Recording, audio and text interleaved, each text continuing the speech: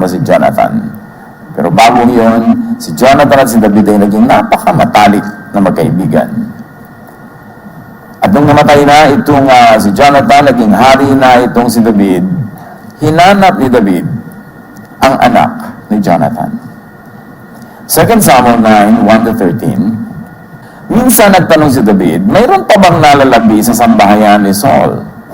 Gusto kong ipadama sa kanya ang aking kagandahang loob, alang-alang kay Jonathan. Nang buhay pa si Saul, may alipin siyang Ziba ang pangalan, kaya't ipinatawag ito ni David. May nalalaman ka bang buhay na samba sa sambahayan ni Saul? Gusto ko siyang pakitaan ng mabuti, ayon sa aking pangako sa Diyos, wika ng hari. Mayroon po si Mephibosheth na anak ni Jonathan. Siya po isang lumpo, tugon ni Ziba. Saan siya naroon? Tanong muli ng hari. Nasa Lodebar po, sagot naman ni Ziba. Ipinasundo agad ni David si Mephibosheth, anak ni Jonathan at apo ni Saul. Nang mahirap siya kay David, siya nagpatira pa bilang pagbibigay galang. Sinabi ni David, huwag ka matakot. Gagawin ko ang lahat ng magagawa ko para sa iyo, alang-alang kay Jonathan, na needless to say, ama itong taong ito.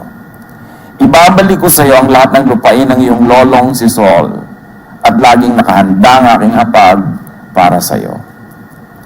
Nagpatira pang muli si Mephibosheth at sinabi niya, sino po ako para pag-ukulan ng pansin? Ako'y walang silbi. Tinawag ni David si Ziba at sa harapan niya ay sinabi, ibibigay ko sa apo ni Saul ang lahat ng ari-arian niya at ng kanyang sambahayan. Kayo ng inyong mga anak at mga alipin ang magbubungkal ng kanyang lupain. Aalagaan ninyong mabuti upang mag-ani ng sagana at magkaroon ng sapat na pagkain sa sambahayan ng inyong Panginoon. Ngunit si Mephibosheth ay sa akin sasalo sa pagkain. Ang mga anak ni Ziba ay 15 at 20 ang kanyang mga alipin. Sumagot si Ziba, masusunod pong lahat ang utos nyo, kamahalan. At mula no'y kasalo na ni David si Mephibosheth, parang tunay na anak niya. Si Mephibosheth ay may bata pang anak na lalaki na ang pangalan ay Micah. Mula nga noon, ang buong sambahayan ni Ziba ay naglingkod kay Mephibosheth. Kaya't si Mephibosheth na pilay, ang parehong paa, ay nanirahan sa Jerusalem at kasalo ng hari sa pagkain. Pakita nawa ng Diyos ang kaugnayan ng buhay natin sa mga taong ito. 2 Samuel 9:1, one day David thought, I wonder if any of Saul's family are still alive. If they are, I will be kind to them because I made a promise to Jonathan. May covenant relationship si Jonathan at si David. Tindi ng kanilang pagmamahalan sa isa't isa, kung kaya't nagpangakuan sila na sino man sa kanila ang manatili at humaba ang buhay, ay lilingapin maging ang mga tagapagmana ng isa sa kanila. Jonathan was David's BFF. Kaya nung si Jonathan ay namatay sa digmaan, ganoon na lang ang pagluluksa ni David. At naibulalas niya sa 2 Samuel 1:26, I grieve for you, Jonathan, my brother. You were very dear to me. Your love for me was wonderful, more wonderful than that of women. And Jonathan helped David beyond help. Halos siya na ang nagbukas ng daan para yung trono niya na para kay David, na sa kanyang sarili, ay mapunta kay David. Kaya't nagalit pa nga sa kanyang amang si Saul, dahil sabi niya, sobrang kang friendly sa David na yan, ikaw maagawan niya ng trono. But Jonathan gave David all the symbols of his princely office. Alam niya na si David ay hiniran ng Diyos na maging hari ng Israel, tapos kaibigan pa niyang matalik, kaya buong puso niyang ipinagkaloob yung kanyang birthright. David owed his kingship to Jonathan next to God. 2 Samuel 9, 2-3. David called in Ziba, one of the servants of Saul's family. David asked, are any of Saul's family still alive? If there are, I want to be kind to them. Pero yung ganito mga tanong, nakakapagduda to. Kasi kung ikaw ang hari na bago, at may mga natitira pang mga anak o apo yung namatay na hari, dapat, papatayin mo lahat yan. Kasi threat to the throne. maaaring maagawan ka. Kaya inuubos nila yung buong lahi, ubusan, para wala nang mga agaw ng throne sa'yo. So hinahanap ni David ang tagapagmana ni Jonathan. Diba threat sa throne niya yun dapat?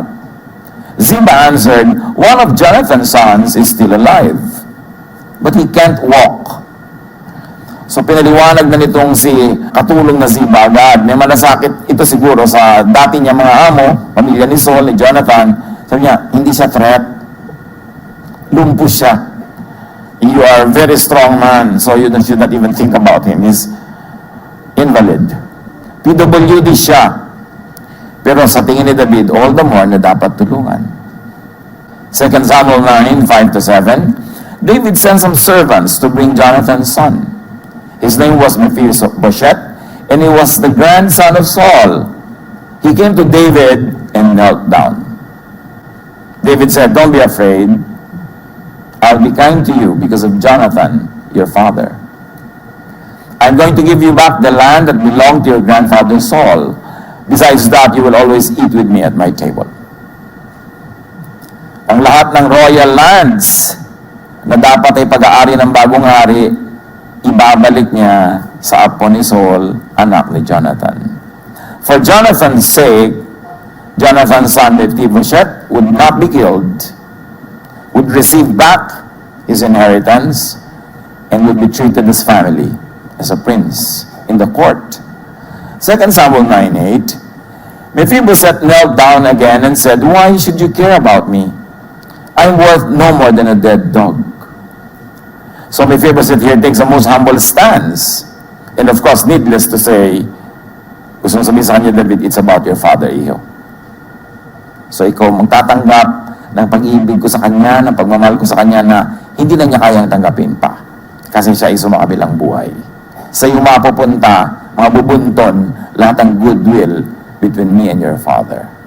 2 Samuel 9, 9-13, David called in Ziba, Saul's chief servant, and told him, since Mephibosheth is Saul's grandson, I'll give him back everything that belonged to your master Saul and his family.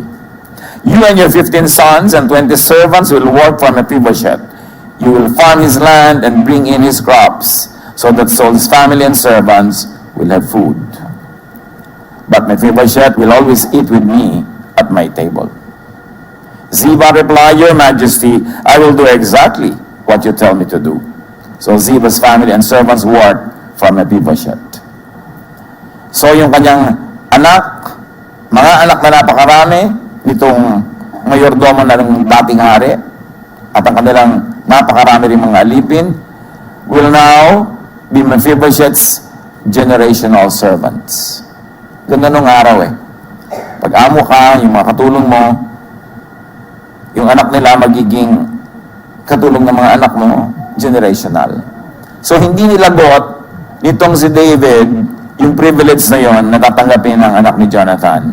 Binigyan niya ng isang clan na magiging slaves sila from generation to generation until of course another dynasty unseats them. Ganun lang naman. Pero habang sila ang nasa poder, patuloy ang ganitong arrangement. 2 Samuel 9, 11-13, Mephibosheth was lame, but he lived in Jerusalem and ate at David's table, just like one of David's own sons. And he had a young son, and his name, Micah. So pati ito nga yung anak ni Jonathan, na kasama na sa usapan, naging beneficiary na rin, kahit third generation na siya, mula sa mga magkaibigan na si David at si Jonathan. Pati siya, beneficiary na rin. Ano ang kinalaman natin sa kwentong ito? Dahil lahat ng mga karakter na ito ay nabubuhay din sa ating pagkatao. Do a David, maging isang David, tumanaw ng utang na loob.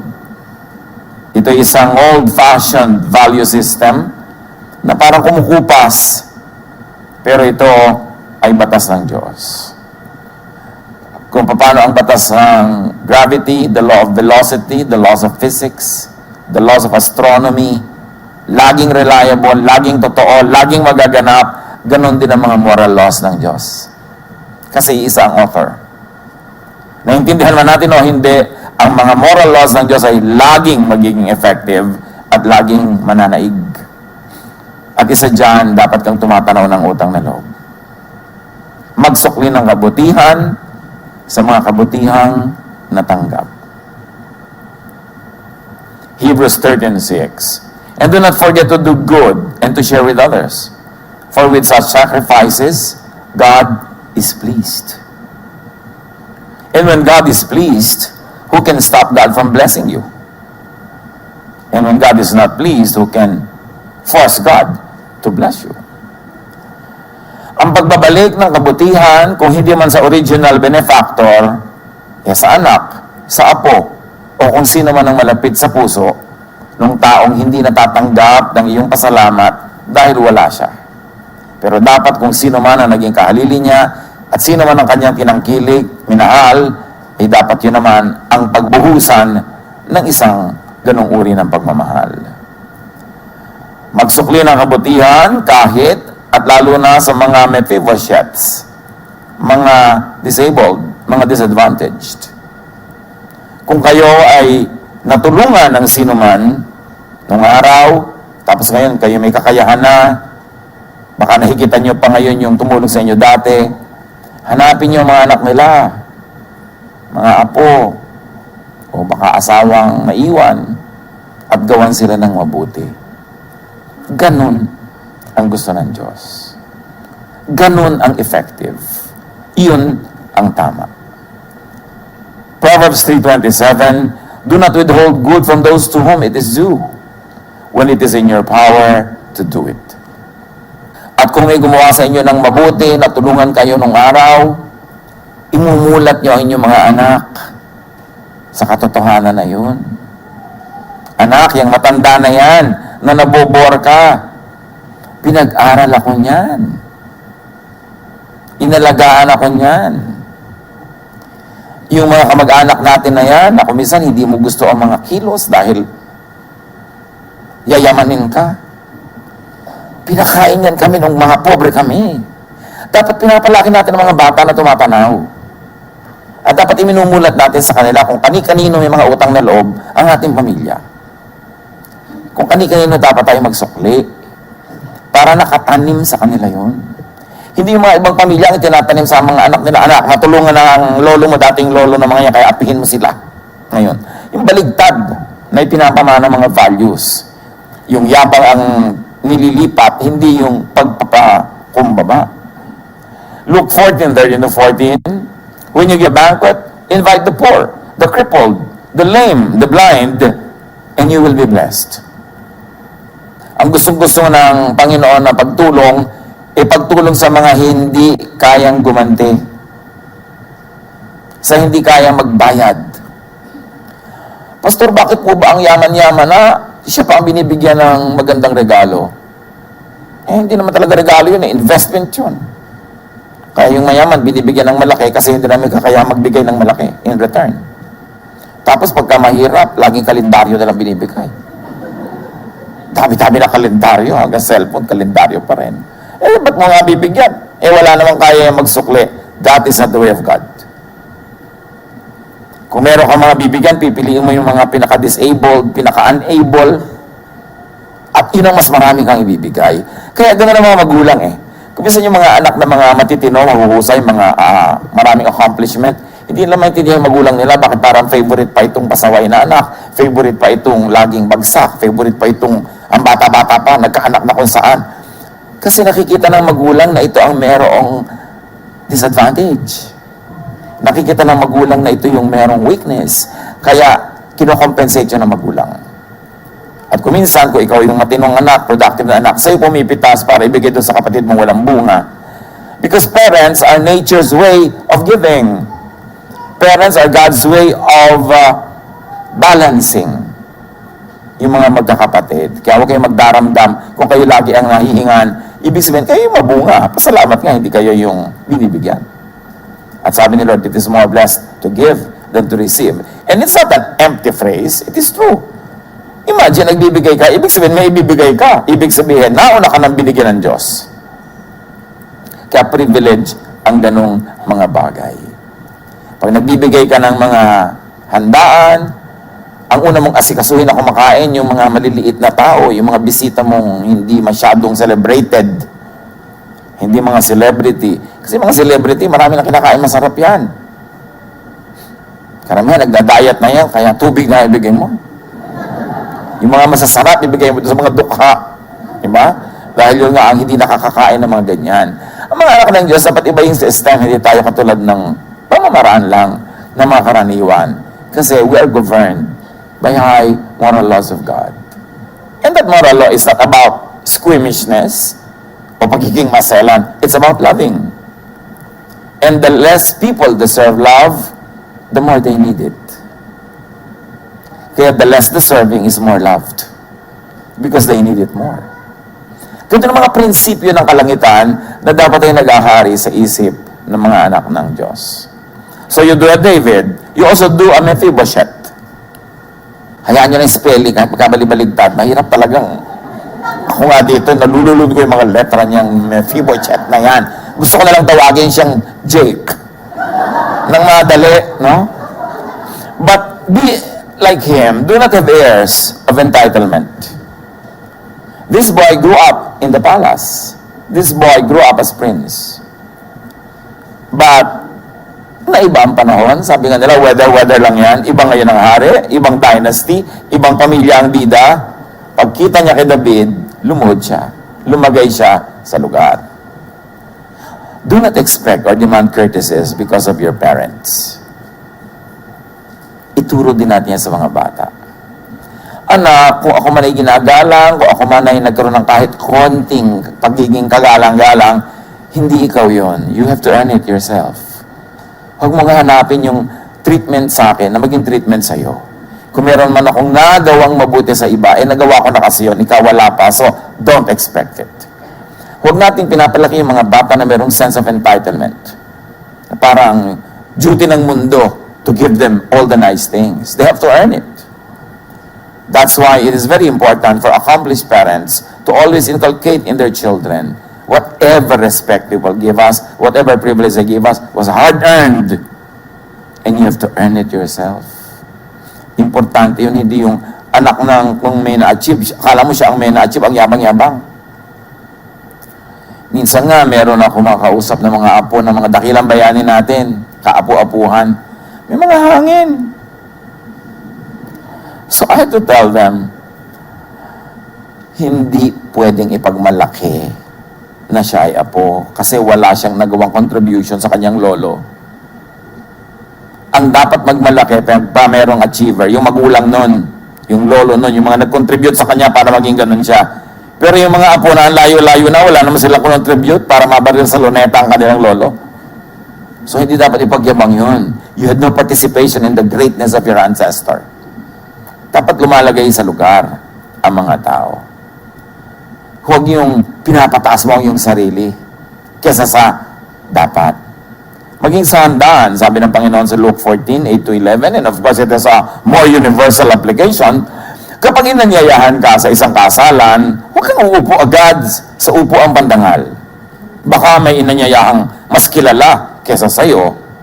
Baka lapitan nga ng naganyaya sa inyong dalawa at sabihin sa'yo, maaari bang ibigay mong upong yan sa taong ito? Sa gayon, mapapahiya ka at doon ka upo sa pinakaabang upuan. Mabuti pa, kapag naanyayahan ka, doon ka muna maupo sa pinakaabang upuan.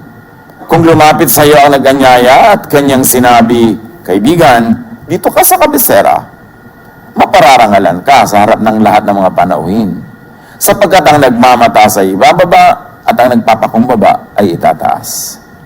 It's safe. When you go to an event, you know, the table is a social map.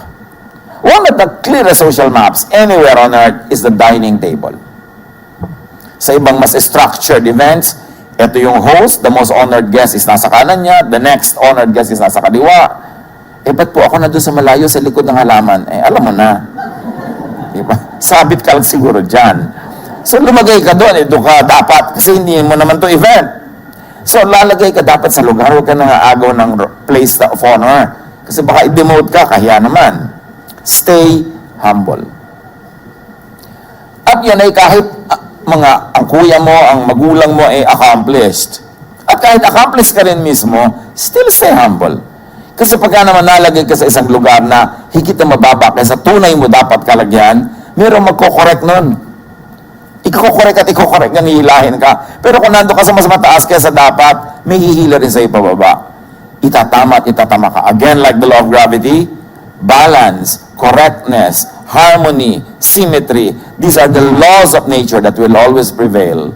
So if you're in the wrong place, you will get corrected somehow. Stay humble.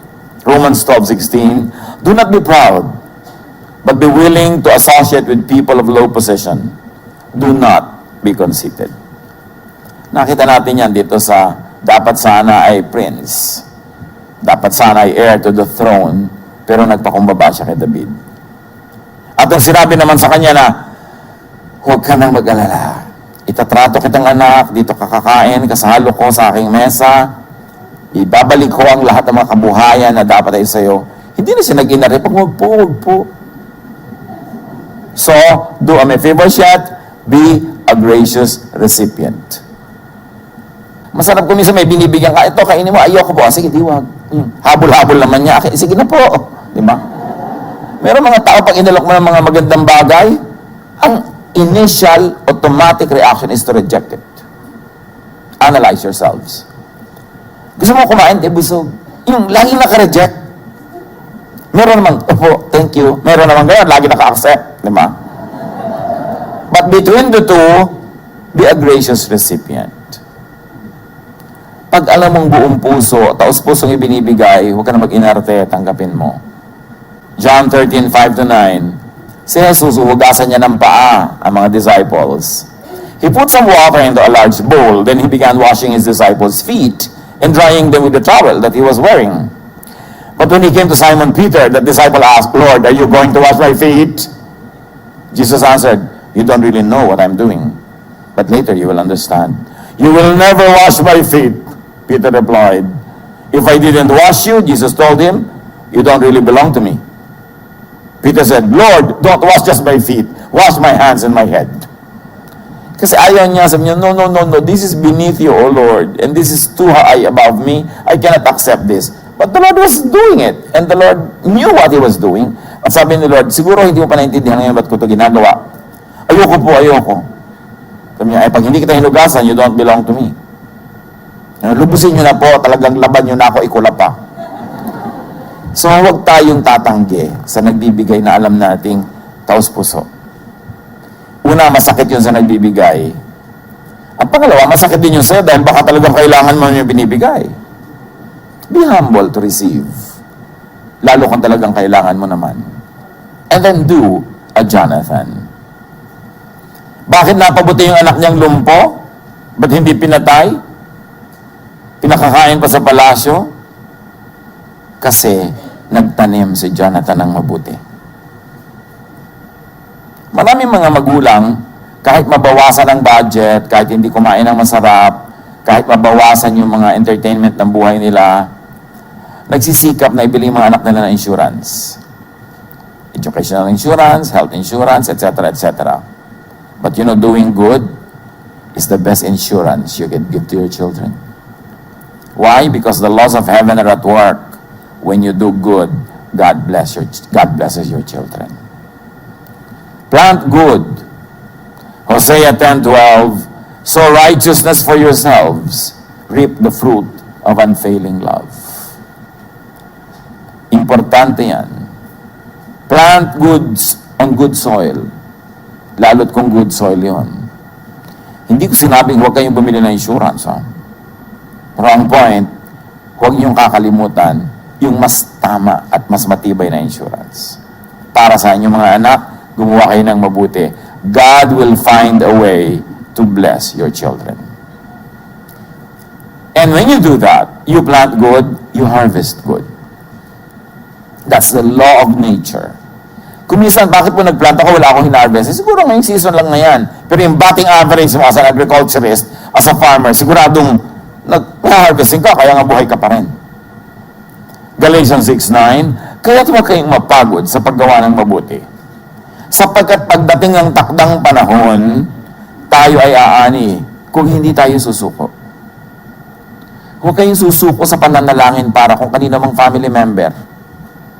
Huwag kayong susuko sa paggawa ng mabuti, lalo't kamag-anak nyo, asawa nyo, anak nyo. Huwag nyo suklian ng masama, yung sa tingin nyo yung masamang binibigay sa inyo. Kasi walang tinatanim na mabuti na hindi ani. In this case, sa next generation pa umani. Pero aani. At aani yung ating mga mahal sa buhay. Yung kabaligtaran naman, sinasabi ni Job sa chapter 4, verse 8. Ang alam ko ang mga naghahasik ng kasamaan ay sila ring nag-aani ng kaguluhan. Totoo rin yun. Ang mga ginagawa natin mga masama ay may balik. At kung minsan, hindi man sa atin the generation, sa next. Ganun talaga generation na lang tingin sa Biblia sa mga tao, hindi lang individual Kaya lahat ng ginagawa natin ay mayroon tayong pananagutan sa isa't isa. Lalo kay ina, kay ama, napakalaki ng pananagutan mo sa iyong mga anak, sa iyong mga apo, maging sa iyong mga magiging manugang pa na gumawa ng mabuti. Kasi madadamay at madadamay sila sa ginagawa nating masama. Pero makikinabang sila sa ginagawa nating tama. Hindi tayo nabubuhay para lang sa sarili. Kung minsan kung para lang sa sarili, pwede mo na ipaghampasan ang sarili mo sa apat na sulok ng kalsada. Pero no, lalo magulang ka, bawat ginagawa mo ay magbubunga sa iyong mga anak. Kaya dapat ang pagpapakatino natin, it's a commitment not only to ourselves, not only between us and God, but it involves everyone that we care about and everyone who cares about us. Plant good, especially to people who do good. Like David. David was doing a lot of good. David was winning a lot of wars for their country. David was a very able military man. So, Jonathan was giving way to him. Obviously, Jonathan would make a better king than him. Plant good, especially to people who do good to you and to your family. Napakasama na gumawa ng masama kahit sa taong masama. So, can you imagine kung gaano kasama na gumawa ng masama sa taong mabuti? Gaano kasama yung pagsusukli mo ng masama sa nagbigay sa iyo ng mabuti? Kinakaukaw mo ang law of nature. Ginugulo mo ang laws that govern the universe. Hindi pwedeng hindi magbunga yan sa iyong buhay. Kung gumagawa ka ng masama sa mabuti. Kahit nga sa masamang tao, hindi ka pa rin dapat gumawa ng masama. It's doubly wrong to do bad things to bad people. But it's infinitely more wrong to do wrong to those who are good. Kaya titingnan natin yan. Nalilibang tayo kuminsan sa ating mga kababayaan, akala natin lusot, walang ganon. Parang sa mga computer programs, sa mga architects' plans, meron kang isang maling na ipasok na maliit na bagay doon. Ang totoo, hindi tatama yung buong drawing mo later. At pag in-enlarge mo yan, lalabas yung mali. Hindi na itatago yan. Kaya dapat ituwid. At yung mga hindi na maituwid-tuwid pa, kailangang ihingi yan ng tawad. Kailangang mag-zero balance ka sa Diyos. Kasi ang accounting ng Diyos laging perfect. Debit, credit, dapat balance yan. Wala tayong mga utang sa buhay, wala tayong utang sa mundo, wala tayong utang sa mga tao. Kasi sisingilin at sisingilin tayo. Walang palusot. Pero sa kabaligtaran naman, lahat ng gawa mong mabuti may balik. Kaya hindi pinagsisisihan ang paggawa ng mabuti, kahit sa biglaan na hindi parang mabuti rin ang napala. Lahat ng yan may panahon. Importante na maging mabuti, lalo sa mabuti, lalo sa pamilya, sa biological family at sa spiritual family. Galatians 6:10, therefore, as we have opportunity, let us do good to all people, especially to those who belong to the family of believers. Whether or not you are personally known to your brothers and sisters in the church, whether or not you're personally involved with them, sila ay isang pamilya natin sa Diyos, kailangan gawin natin sila na mabuti. Ikinalulugod yon ng ating Ama sa Langit. At ibinaramdam naman ng Ama kung tayo ay gumagawa ng mali sa ating kapamilya. Tulad din ng mga magulang, Pag yung mga anak niya nag-aaway-away, dinaramdam niya na magulang. So ano ang madaramdaman ng Diyos kung mga sarili niyang mga anak ay nag-aaway-away, nagkakagulo-kagulo?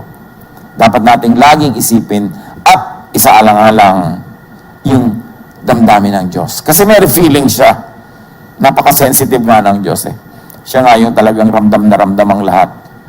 So plant good, especially to people who are on a mission. Like David. His mission was to be king.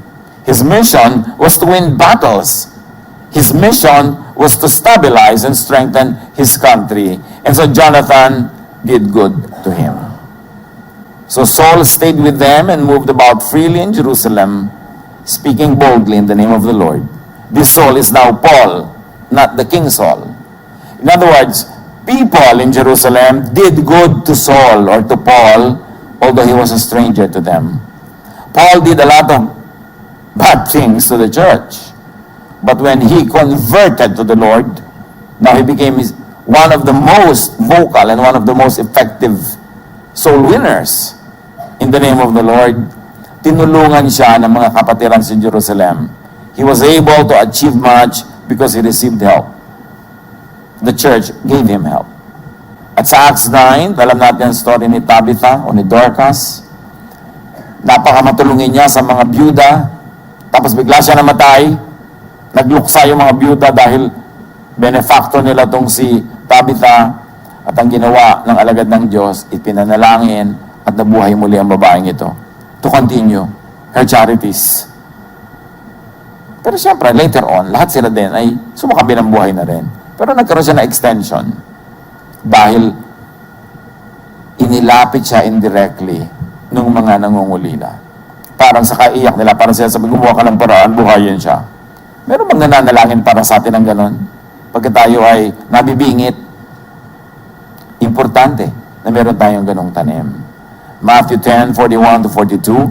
Anyone who welcomes a prophet, just because that person is a prophet, will be given the same reward as a prophet.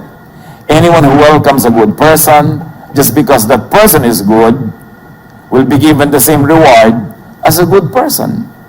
Anyone who gives one of my humble followers a cup of cool water, just because that person is my follower, will surely be rewarded. Napakalinaw ng sinabi dito ng Panginoon. Hindi ka propeta, pero tinutulungan mo yung propeta, pareho lang kayo ng premyo. O hindi ka naman mabuting tao or a very good worker, pero tinutulungan mo yung mabuting tao, mabuting worker, pareho lang kayo ng gantimpala. Kasi nagiging kasangkapan ka para yung kanyang gawain ay mangyari.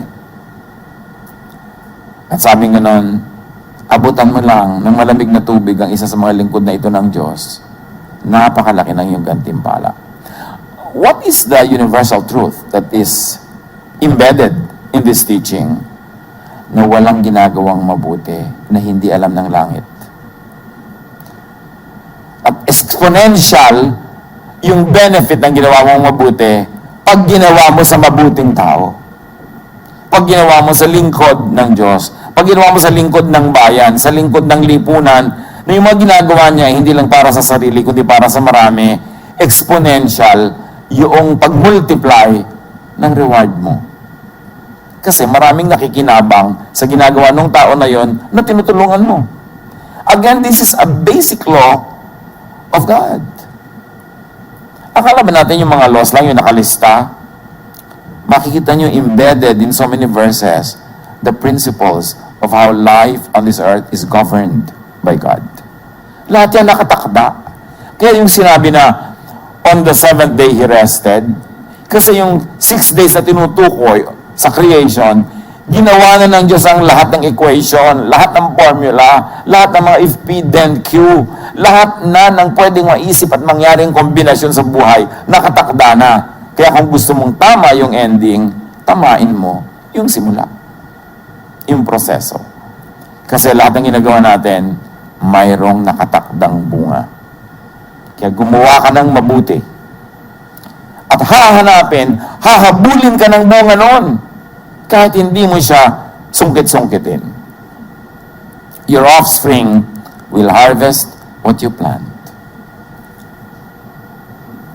For Jonathan's sake, Jonathan's son will be cared for. Can you imagine that? How nice? How sweet. You are incapacitated to continue loving your loved ones, but then, because of the good things you did, somebody else will come and do it for you. Do the loving for you. Do the caring for you. Psalm 37, 25 to 26. I was young and now I am old, yet I have never seen the righteous forsaken or their children begging bread. Ang mga anak daw ng tunay na mga matuwid, mabuti, mabait, hindi kakailanganin mamalimos ng pagkain. God will find a way to give them what they need. They are always generous and lend freely. Their children will be a blessing.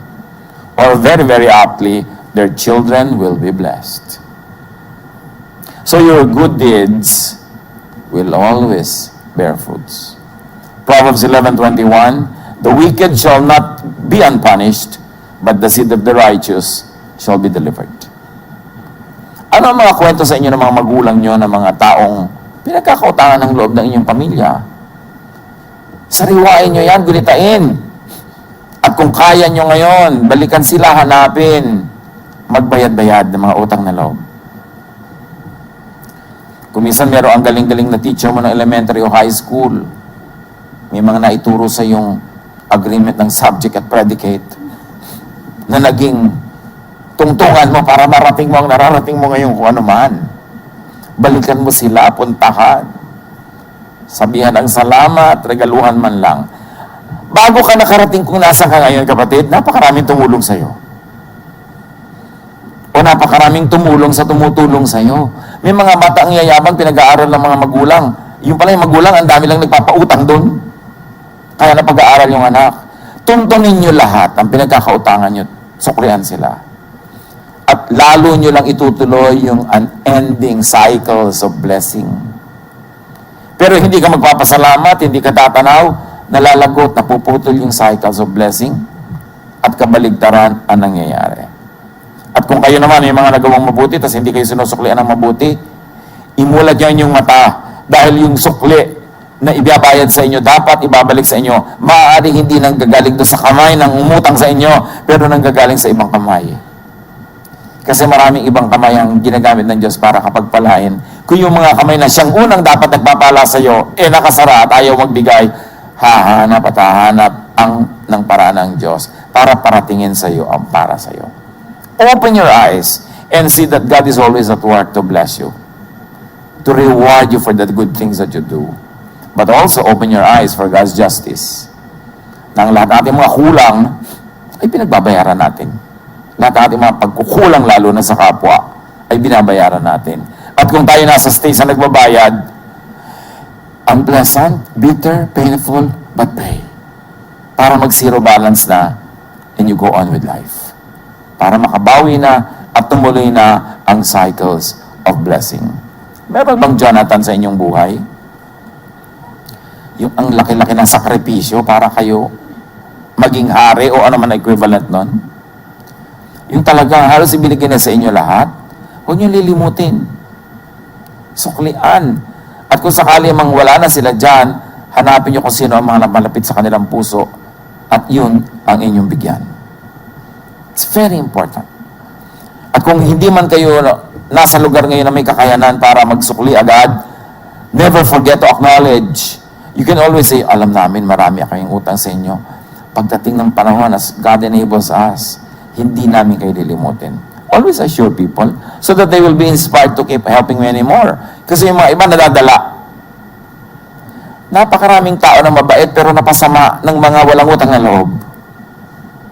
Mga taong palabigay pero ngayon hindi na nagbibigay kasi nadala na sa mga tumanggap na hindi man lang nagpasalamat. So, huwag tayong mangdala ng kapwa. Mag-inspire tayo para yung mabuting side niyan lumabas, hindi yung self-preservation niya manaig. Kasi meron tayo laging dalawang side, the giving side and the self-preserving side. If people are threatened because of our behavior, because of our unkindness, they will tend to be very self-preserving. Selfish even. Pero pag ganun sila, hindi nila yung kapintasan natin yon na yung ganung anyo nila ang napalabas natin. Samantalang pwede nating mapalabas yung napakabait na anyo nila kung non-threatening tayo, kung tayo assuring, at tayo ay nakaka-inspire. Talagang yung ginagawa natin sa mundo, nakikita rin yan sa mga tao nasa paligid natin. Hindi nila kapintasan ang lahat ng sinasabi natin kapintasan nila. Madalas, reaksyon nila yon sa ating mga provocation. Kaya kung may masungit sa'yo, may maramot sa'yo, may laging galit sa'yo, huwag siya lagi mo sisihin. Itanong mo sa sarili mo, anong ginagawa ko, nagiging ganyan siya? Bakit ang bait-bait ng tiya ko na yun sa isang kapatid ko, sa akin ang sungit-sungit? Ito yung haharap sa akin parang cobra, lumalaki ang leeg. Yun mang cobra, pag hindi natetreten, hindi naman lumalaki ang leg nun. So, hindi kasalanan ng cobra na cobra siya. Baka natatapakan mo ang paa niya. Kaya gusto kang tuklawin. Dapat tayo mag-isip-isip. Para tayo mga bola sa billiard table. Nagbabangga-banggaan tayo. Yung pinupuntahan niya, nagpunta siya doon dahil binangga natin. Meron tayong pananagutan sa mga nangyayari sa ating paligid. Ama namin.